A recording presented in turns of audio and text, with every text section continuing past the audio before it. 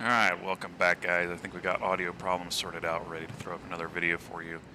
It's Bomber Escort Weekend, of course, stage 1 of the Martin Baker Heart of the Griffin Marathon, and we're going to talk about a couple of things. For the game mode, the marathon, and we're going to teach a little bit of defensive flying towards the end of the video here, so if that's something you need some work on, we'll talk about a technique in dealing with that. And you'll see me dealing with a fighter that's not only faster than me, but more maneuverable than me as well, and what you can do. I know it doesn't sound like you can do anything, but really there are some options.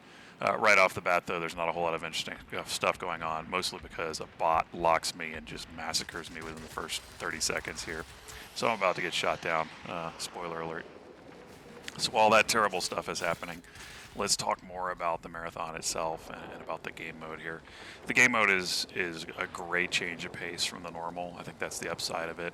I think the other upside is you have a really good opportunity to really pull down some excellent credits and XP for it. From it, because the longer matches, the higher personal scores that go along with it. It can also be really frustrating. It's not a balanced game mode. I'd love to see the stats on it, but my sense is that attackers win far more often than defenders do.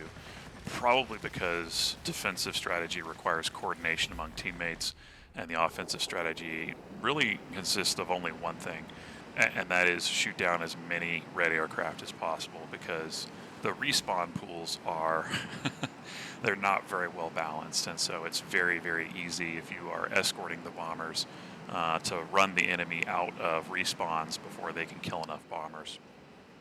And that's really the name of the game for this side, and that's what I'm trying to do, is mostly not worried about the bombers, mostly just trying to shoot down reds as much as possible. And you can see from the top there, we're already up about 8 or 9 spawns on them, so we just want to keep that going throughout the match. So that's most of what I'm doing. And oddly enough, this game mode tries to reward you for that, and it does work for this side of the fence, but if you're on the other side of the fence, trying to defend against the bombers, I'm not entirely sure that you're rewarded in the right way. It really does, especially if you don't have a very well-coordinated team. The game is more about knocking down bombers as fast as possible. And light fighters do want to take care of escorts and stuff, but you're also hoping the bots can help you a little bit with that as well. So we have a specialized 262 HG2, very dangerous plane, especially in this mode. I spent most of the weekend playing it. I finished it, thankfully, as I finished the attacker here as well, thanks to large XP gains, and so I know that. So I try to chase him out of the picture a little bit. Part of being on the escorting side like this is anytime you can keep players, especially away from your bomber flights, force them away, force them to reset, make them burn time, because the clock's on your side in a lot of ways, the better off you're going to do. So I'm going to tangle with an F-86 here, and this is the plane that's going to be the bane of my existence for most of the match. And the F-86 is a tier up on me. It's a solid plane all around, obviously. And one of the issues is, it's faster than I am, and it's definitely more maneuverable than I am. So there's not much I can do, and especially when I'm pickled between two planes, like this, there's just not a lot you can do. And sometimes you're really just buying time, and that's really what we're going to learn in terms of defensive flying, is how to buy that time. So while I'm respawning, one of the other oddities I've noticed about this mode and the weekend in general is the specials for the weekend were not compatible with the mode. So there is a ways to, for example, get bonus credits in your mission, but those involve capture points. And so you had to be on the attacking side, you had to be doing something that involved capture points. And I think this actually might be a bug, because you're getting capture points if you're a ground attacker or a bomber on those air defense sectors down there. And you can even see in the bottom corner there, see how the circle is lining up, almost like we're going to cap it, but it's not about capping, it's about taking out the guns. So that circle moves back and forth throughout the match, and capture points are transitioned, but nothing ever happens with it. So long story short, if you wanted bonus credits this weekend, you had to fly a ground attacker of some sort, at least a multi-role, or a bomber. And if you flew something like a light fighter, you just weren't getting extra credits. It wasn't happening. And that's not a great way to run your game modes. Definitely, unless there was some sort of desire on Wargaming's part to put most people in attackers and bombers. That's a possibility if they're trying to swing the population a little bit. If so, that might be a good thing. It's a good indicator that they know there's some problems with the heavies in the game, especially P-61. Ooh, and lesson number one for the day. If you don't learn anything else today, if you're flying a heavy like the 262 or whatever else you're flying, unless it's the P61, which is Spitfire-like maneuverability in a heavy, because balance, don't turn. Just don't turn. Don't do it. And here I'm fighting a specialized P60, F86. The Seahawk got the final blow, but mostly it was Blue Falcon, the F86. I'm not winning that one either. I'm just stalling for time, right? And I'm trying to learn my opponent at this point. How does Falcon work in his F86? How does he get these kills? What's he doing? He's looking to get jumps. He's looking to catch me when I'm unaware, which is great. It's exactly what you want to do. And it's a busy map. There's a lot of planes, and there's a lot going on. And the intensity ramps up as the match goes on. So a lot of times it's easier to catch players unawares, and I'm human, so it certainly happened to me a couple of times in this.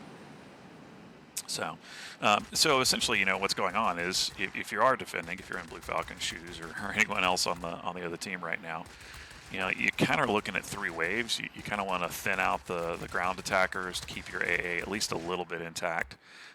Then you want to knock out the escorts around the bombers, planes like me that are doing what I'm doing right now, trying to shield and screen the bomber forces. And then the last thing you want to do is you want to take out the bombers themselves, and that's really the trick. There are a lot of bombers. Only 10 of the 60 bombers need to get through, and so just putting the brakes on that's really hard to do. And most embarrassing moment of the match. I swear these planes, the bomber flights, move in some weird way when you're flying around them. I had no idea I was headed into a bomber. It didn't look like it from the camera. But there you go. Sometimes dumb things happen to the best of us. So I'm going to have to respawn again. So the Martin Baker thing, I did get an operation order for it. I think I pulled down I think 3 or 4 boxes over the course of the weekend. I did get an operation order for it. I just by accident completed the first 2 missions. With a timer on the operation orders, unlike other marathons, you got to keep getting orders from the boxes to keep it up, and you wanted to probably go ahead and activate it because these larger battles allow you to chunk off some of those early missions, and that's great. But it's so limited, and the missions are so punitive this time around. It really feels like Wargaming is basically just saying, give us your money. If you want the Baker, if you think it looks cool, get us money. So I am aware this time. I see the 262 honing in on me, but I've already learned at this point twice he's decided to turn in his 262. And so I decide, well, that's fine. I can take this guy then because he's just going to turn. And he does. He loops right back around on me and gets a face full of 20s and then pulls in front of my teammates' guns, and that's the end of it. So if you're flying boom and zoom aircraft, do not turn. He was diving. He should have extended out to 1,200 meters or so and then looped around and come back. So as you can see, that second bomber flight, the one I just left, is completely unmolested at this point. I'm going to go shoot down some more planes, try and thin things out again, because I know we got 2 more on the way, and I know we've only got to get 7 of those bad boys through. I feel very calm and relaxed, unlike the people on the other side who feel very not calm and very not relaxed. They're panicking a little at this point, I'm sure. I would be the times I was on that side. So, that's why I think this is a little bit of an imbalance mode. It is unique, though. It is fun, and like it's like I said, it's a good change of pace from the normal. And by the way, the Martin Baker itself, I haven't got a chance to tell you this because my last video flubbed, but it's not a great plane overall. It's fair, it's balanced. I don't think it's a bad plane, but there are other planes that are better than it at Tier 7, even in the British lineup. And so, if you're a collector, you definitely want to pick it up. And, yeah, you do get some boxes and some other stuff for your $50, so I guess it's not too bad. But all right, so Falcon is catching me unawares again. And it's one-on-one, and I'm not sure what, if anything, I can do. I'm going to drag him to the ground here. But I'm learning he likes to pounce, he likes to circle, and then he likes to kind of vertical loop, right? So he's trying to put his nose over my nose and make sure that he's got that angle and vector to kill. And it's easy for him to do that. Again, better speed, better maneuverability, and he's dictating the engagement. So, but I think I got him figured out now, and we're going to see, because he's going to try it one more time, and the results are going to be a little different this time. So respawning it again, there's nearly 30 bombers on the field. We only need to get 4 through now. This is going to be a victory. So I'm just trying to clear out again some of those spawns and make sure it's harder for them to do what they're trying to do, and also to get my score up as much as possible. And Again, my sport is predicated on knocking down planes and getting assists and all that jazz. So I'm going to let that XF90 walk into my guns. He's going to dive away. Bots know how to play boom and zoom. He's not going to turn. And I'm going to do the same thing here. Just let the P228 walk into my guns, chunk off a little bit of damage, and then try and finish him off. Because he's going for the bombers, which is the right thing to do if you're in a heavy. You definitely want to tackle some of those guys. But no one's handled the escort fighters. Bots aren't smart enough to coordinate that. It's one of the issues the defending team has in terms of this whole match. And we've got another F86. This one's the bot one, so he's not as hard to deal with, obviously. And the attacker is a great plane. It is a good all-rounder.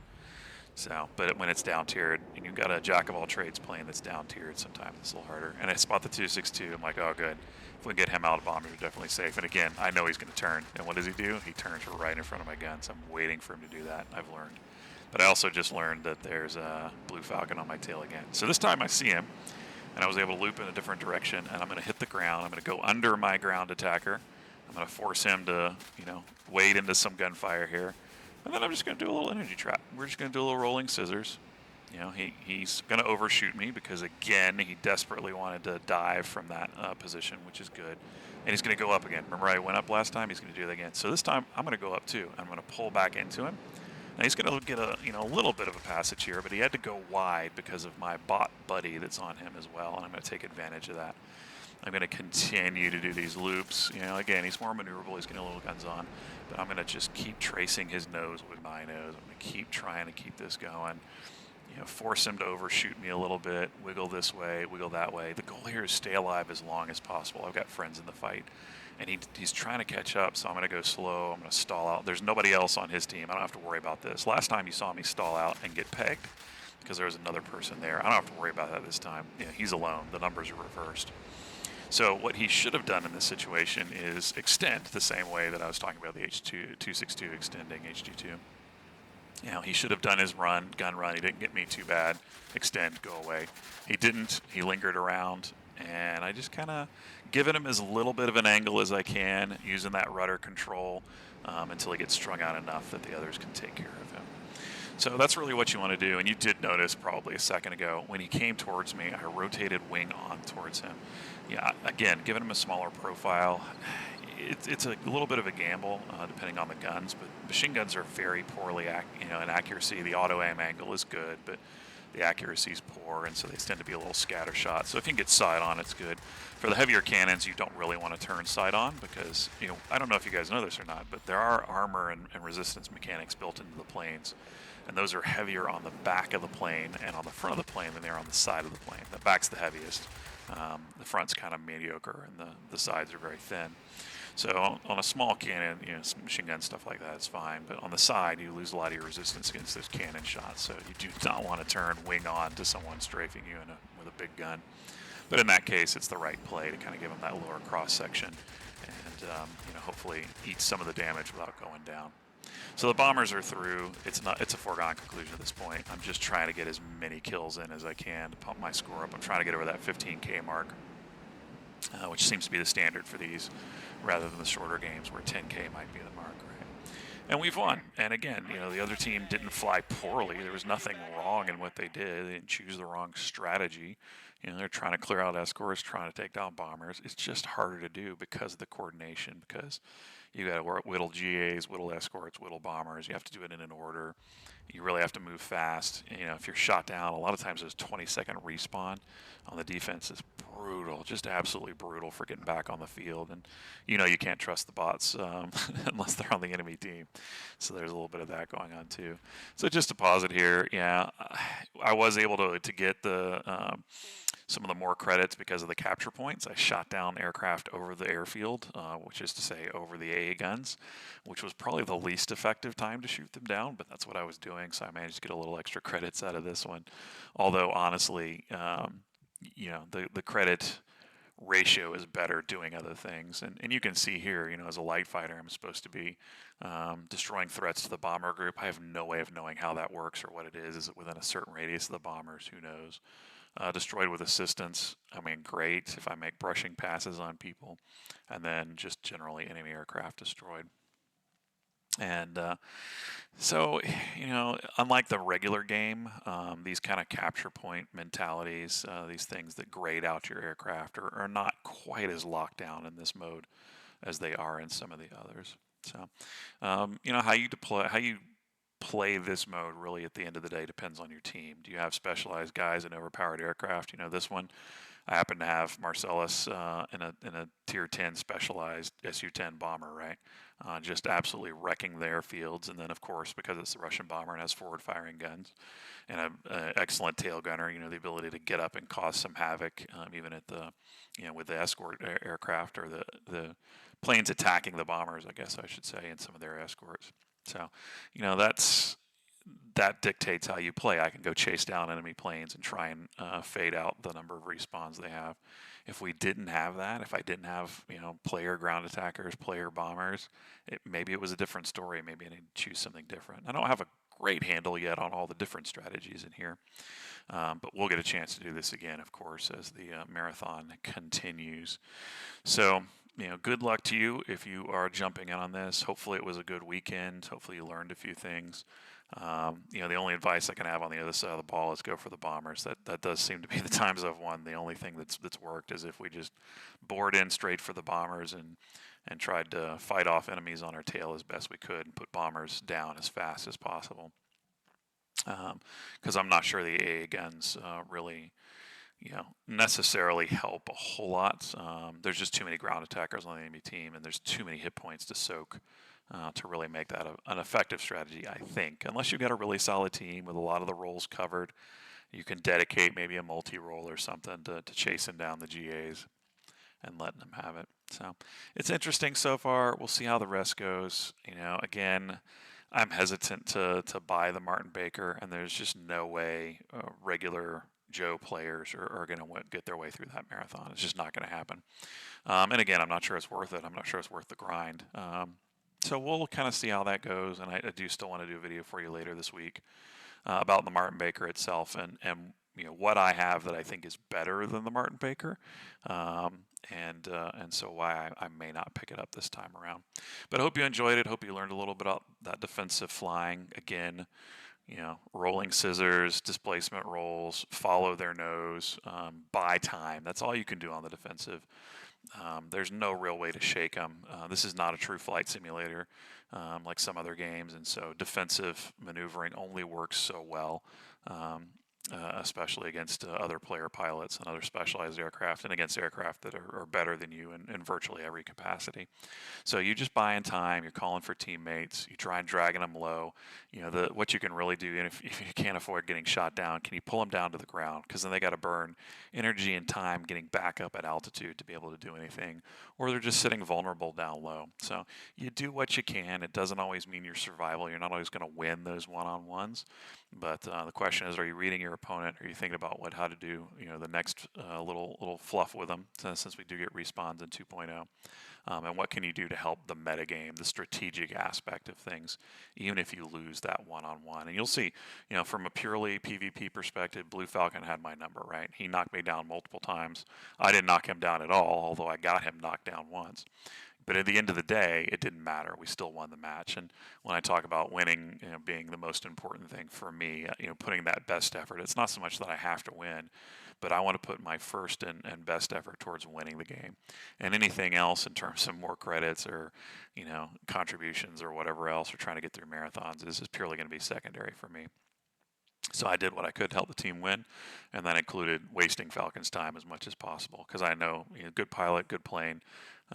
I need to be able to drag him out of the fight, make him limit his contributions to his team, and if that means being a mobile target for him and taking him away from the main force to do that, or making him burn precious seconds taking me down, great. That's what defensive flying is all about in 2.0. So y'all have a great weekend. I hope you have a great week, and I'll have another video up for you pretty soon. I know it's vacation week, but I'm in town, and so I got nothing better to do, right? So I'll try and fill your inbox with some videos. If there's anything you want to see or any tips you want covered, or any planes in particular you'd like to see me fly, I'm happy to do that. Drop a comment, send me a personal message on the forums. Let me know what I can be doing for you, and enjoy your time. Good luck, good hunting.